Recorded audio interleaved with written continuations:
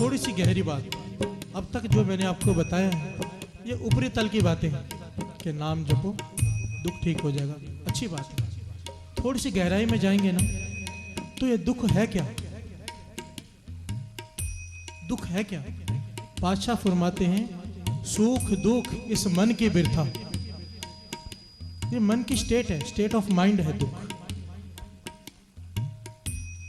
अब जो महापुरुष होते हैं ना, हमें देखने में लगता होगा कि ये दुखी है किसी बात पर वो दुखी नहीं होते साथ संगत, वो सुखी होते हैं, क्योंकि उनका मन इस बात को मान चुका है कि दुख कुछ है ही नहीं। जब उसे याद कर रहे हैं तो सुख ही सुख है। उनके लिए दुख सिर्फ एक ही होता है, जिस वक्त उसे भूल जाते हैं वो कहते हैं दुख। कबीर जी एक दिन अपनी माँ से कहने लगे अब मैं काम नहीं करूंगा। उनका बुनने का काम था ना, जुलाहे थे। माँ कहने लगी एक तो पहले ही काम कम करता है, सिर्फ भजन में लगा रहता है, अब तू कह रहा है मैं काम नहीं करूंगा, क्या वजह है। मैं बता रहा हूं महापुरुषों की अवस्था कि उनके लिए दुख, सबसे बड़ा दुख उनके लिए क्या है। कहते हैं माँ जब मैं सुई में धागा डाल रहा था ना तो उस क्षण के लिए मुझे परमात्मा भूल गया। वो एक सेकंड, तो मैं ऐसा काम तो जिंदगी में नहीं करूंगा जिससे परमात्मा भूल जाए। हमारी अवस्था देखिए, हफ्ता हफ्ता याद नहीं रहते परमात्मा, और एक सेकंड के लिए भूले हैं तो उनके लिए उससे बड़ा कोई दुख नहीं। इसीलिए तो वाणी में कहा है दुख है क्या। महापुरुषों के वचन, बाबा आनंद सिंह जी महाराज वचन किया करते थे, जिस दुख से, ध्यान दीजिए, जिस दुख से नित्य-नेम बढ़ जाए, जिस दुख से डर के आदमी अमृत वेले उठना शुरू कर दे, जिस दुख से गुरु के चरणों में मन जुड़ जाए, जिस दुख से गुरु के प्रति प्यार श्रद्धा बढ़ जाए, वो दुख दुख नहीं सुख है। बात को समझने की कोशिश कीजिए। जिस दुख से गुरु याद आ जाए, जिस दुख से अमृत वेला मिल जाए, जिस दुख से गुरु घर की कोई सेवा मिल जाए, वो दुख दुख नहीं सुख है। और जिस सुख से गुरु भूल जाए वो सुख नहीं मानो रोग है। वाणी फरमाती है, श्रवण कीजिए। दुख दारू सुख रोग भया,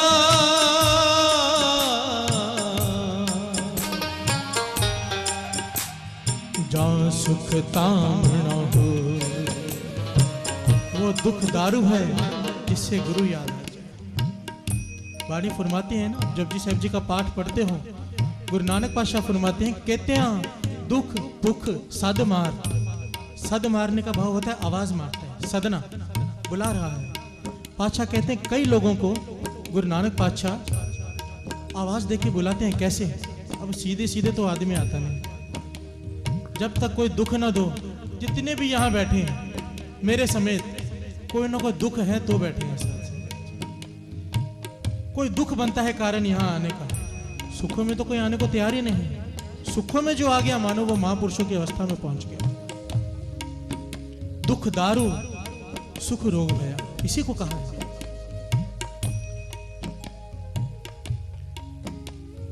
कहते हैं दुख भुख सदमार, एह पे दात तेरी दातार। नारद जी कहीं से गुजर रहे हैं साथ। एक बहुत ही कमाई वाले महापुरुष जो सिर्फ नाम ही नहीं जपते, संतों की सेवा भी करते हैं, गरीबों को खाना भी खिलाते हैं, जो भी दुनिया के अच्छे काम हैं जो करने चाहिए, जो परमात्मा कहता है वो सब कर रहे हैं। अमृत वेले भी उठ रहे हैं, अमृत वेले संगत को भी जोड़ रहे हैं। ऐसे महापुरुष, उनके पास से नारद मुनि गुजरे, उनके हाथ में एक किताब थी। अब महापुरुष पूछते हैं नारद जी ये कौन सी किताब है? कहने लगे इस किताब में उन लोगों के नाम हैं जो भगवान को बहुत प्यार करते हैं। तो उनके मन में आया देखो मेरा नाम है इस किताब में। कहने लगा जरा देखो तो सही, क्या मेरा नाम है इस किताब में? नारद जी ने सोचा ये तो बहुत कमाई वाला महापुरुष है, इसका नाम तो सबसे ऊपर होगा। पर जब पूरी किताब फोड़ डाली उसका नाम ही नहीं साथ,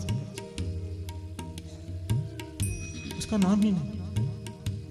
वो सोचने लगा मैं इतने अच्छे काम करता हूँ, अमृत वेले भी उठता हूँ, संगत को अमृत वेले से जोड़ता भी हूँ, जो जो मेरे गुरु ने मुझे सिखाया है मैं वो कर रहा हूँ, पर उस किताब में मेरा नाम क्यों नहीं है? मायूस हो गया। उदास हो गया। नारद जी चले गए।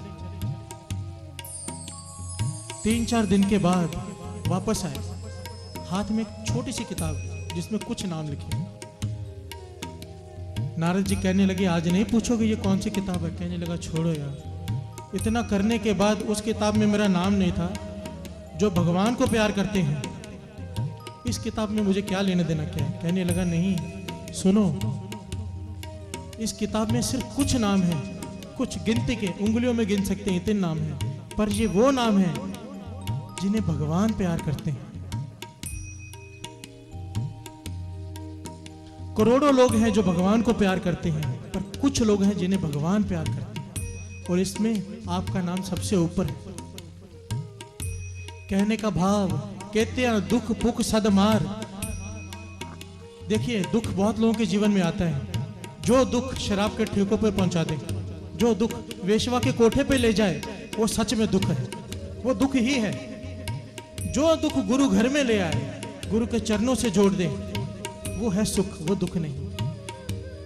ये वो लोग हैं जिन्हें गुरु नानक प्यार करता है। साथ मुझे महापुरुषों ने ये बात खुद समझाई थी कि गुरु घर की कोई सेवा मिल गई, मन गुरु चरणों में जुड़ गया, तो मान ले कि ये दुख नहीं, ये गुरु नानक पातशाह प्यार करते हैं तुझे अवसर दिया है सेवा करने का। आओ 2 पंक्तियां पढ़े, फिर विचार आगे बढ़ाते हैं। इसीलिए तो कहा है वाणी में, इसीलिए कहा है कि सदा पकड़ो, वाणी में नहीं कहा, भाई नंदलाल जी की ये कविता है, सदा पकड़ो मेरी बाह किते रुल ना जावा, सुखा विच पैके तैनू भुल ना जावा। आओ ये कविता भी छापी है, आज मिलकर गायन कर। साथ संगत जी ये नवीन जी आए हैं, ये इतना अच्छा तबला बजाते हैं कि लोग तरसते हैं कि हमारे साथ तबला बजाएं। गुरु की कृपा, खुद आए हैं यहाँ पे तबला बजाने। ये ऐसा तबला बजाते हैं, जाकिर हुसैन साहब का नाम सबने सुना होगा, उनके साथ जुगलबंदी करते हैं। मतलब लोग इनका तबला सुनने के लिए स्पेशल जाते हैं प्रोग्राम में। गुरु की कृपा है, ये गुरु की कृपा है, इनके हृदय में बैठे यहाँ पर सेवा करने आए। आओ अब इनकी भी हाजिरी लग जाए, हम भी उस कविता द्वारा हाजिरी लगाए गुरु चरणों।